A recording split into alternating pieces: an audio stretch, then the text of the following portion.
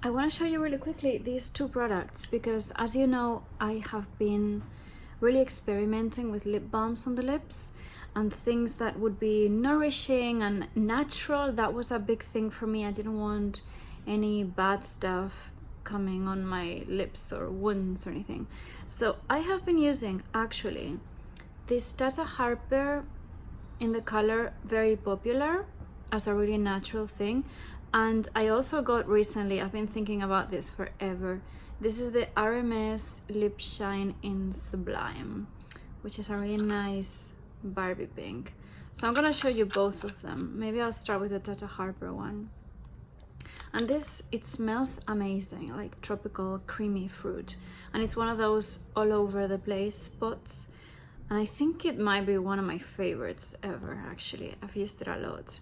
So it's, as you can see, it's kind of a clay pink color. And it gives a very subtle but very nice color. I'm wearing lip liner for the first time in forever too. See, really nice subtle lip color. Bit of shine. It's not super moisturizing, but it's okay. I mean, you still, I have chocolate in my mouth. You still want to wear lip balm under this.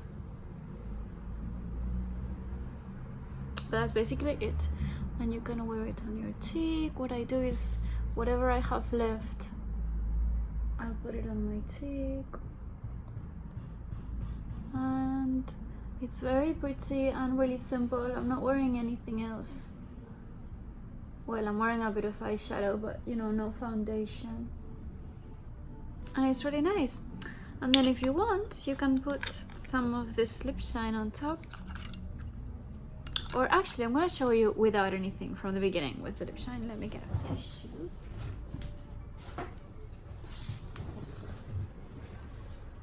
So.